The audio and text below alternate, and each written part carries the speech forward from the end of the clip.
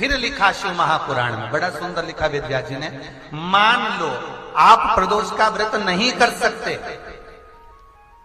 आप अगर व्रत नहीं कर सकते तो प्रदोष के दिन, प्रदोष काल में शाम का समय सूर्यास्त का कुछ पल, कुछ घड़ी के पहले से लेकर बाद तक का प्रदोष काल के अंतर्गत आप शंकर जी के मंदिर में जाकर 1 लोटा पानी, 5 बेलपत्र भी अगर समर्पित करते हैं तो संपूर्ण प्रदोष का फल आपके भाग्य में प्रबल होता है।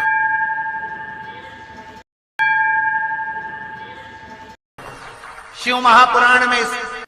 शिव कथा कहती है,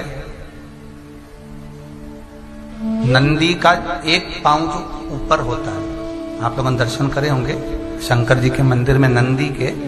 तो नंदी का एक पांव उठा हुआ होता है, एक पांव नीचा की ओर होता है।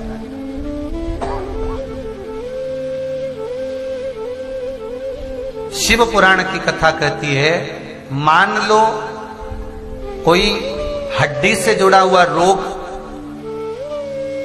नेत्रों से जुड़ा हुआ, मस्तिष्क से जुड़ा हुआ कोई रोग रहता है, तो एक नीले कलर का फूल आता है महाराज, उस फूल में हल्दी डालकर गुरुवार का प्रदोष पड़ने पर जो नंदी के पांव के पास समर्पित कर देता है महाराज, उसका रोग धीरे धीरे समाप्त होने लगता है। लिंग पुराण कहती है कि नंदीश्वर भगवान के सामने जो पुष्प समर्पित करा जाता है उसको, ये तो लिखा था स्कंद पुराण और शिव पुराण,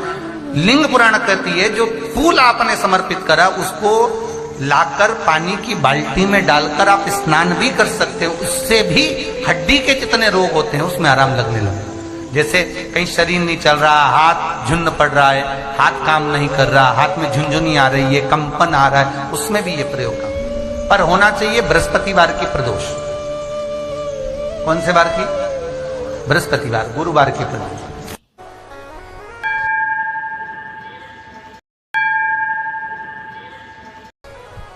प्रदोष के दिन यदि आपको कहीं से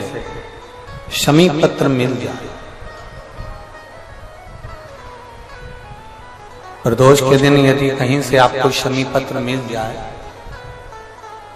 और प्रदोष काल में, प्रदोष का जो समय होता है, शाम का जो समय होता है प्रदोष काल, 4 प्रदोष 5 प्रदोष आप कर देखिएगा कि आपका कोई काम है, कोई नौकरी के लिए आप अप्लाई कर रहे हैं, कोई समस्या बड़ी विकट आ गई है, कोई तकलीफ विकट आ गई है, कोई समस्या विकट आ गई है, प्रदोष के प्रदोष काल में अगर एक शमी पत्र भी आप घर के शिवलिंग को, अब ये करने के लिए आपको मंदिर के शिवलिंग नहीं जाना, अपने घर में जो शिवलिंग, चाहे वो स्फटिक का हो, पारद का हो, कंकर शंकर का हो, लकड़ी का हो, जो शिवलिंग तुम्हारे घर में, कांच का हो, चाहे वो नर्मदा के कंकर का हो, नर्मदेश्वर हो, पाषाण का हो, जो शिवलिंग चांदी का हो, सोने का हो, तांबे का हो, पीतल का हो, जो शिवलिंग तुम्हारे,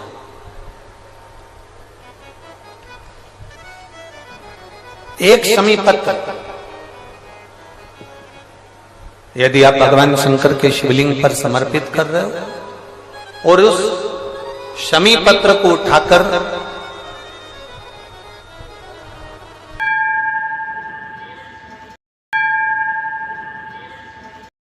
रात्रि को 9:15 की जो एक मुहूर्त होता है, एक समय होता है, जिस समय पर हम अपने मन की बात भगवान शंकर को कहते हैं, पूर्व में भी इसका वर्णन हम कर चुके हैं कथाओं में। उस 9:15 पर वो शमी पत्र को उठाकर एक कागज में, एक कटोरी में उसको रखते हैं। 4 या 5 प्रदोष के उस शमी पत्र को अपने पास में रखिए और जिस कार्य के लिए जा रहे हो उसको जेब में ऊपर के भाग में उसको रखकर लेकर जाइए, आपका वो कार्य सफल होकर ही रहेगा, वो रुक नहीं सकता। शमी पत्र में इतना बल होता है, प्रदोष का जो शमी पत्र होता है वो बड़ा बलवान होता है, बड़ा प्रदोष, शिवरात्रि, सोमवार, सोमवार की अष्टमी, प्रदोष भी हर महीने आती है, शिवरात्रि भी हर महीने आती है, सोमवार भी हर महीने 2, 3, 4, 5 पड़ी जाती है। सोमवार की अष्टमी जरूर साल भर में 4 या 5 आता है। सोमवार, प्रदोष, शिवरात्रि, सोमवार की अष्टमी, ये वो तिथियां हैं, ये वो वार हैं। अगर कोई भूल से भी शंकर भगवान के शिवलिंग का निर्माण करता है या अपने घर में रखे हुए शिवलिंग पर शमी पत्र को समर्पित कर देता है, तो जिंदगी में उसका बाल बांका हो ही नहीं सकता। प्रदोष के शमी पत्र में बल होता है, प्रदोष के शमी पत्र में। मैं सुनील जी को धन्यवाद दूंगा, आपको बहुत बहुत साधुवाद। ये 5 दिन की कथा में 22 तारीख को प्रदोष पड़ रहा है और बाबा की कृपा है आप पर, जो ये प्रदोष के समय पर भी कथा चल रही है। कथा का समापन 23 को है, पर 22 को प्रदोष पड़ जाएगा। कितने किस्मत वाले हैं रेवाड़ी वाले, घर जाके नजर उतरवा लेना राइनोन से हो।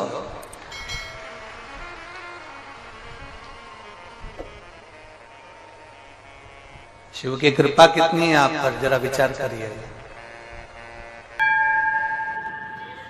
गुरुवार की प्रदोष पड़ती है तो शिव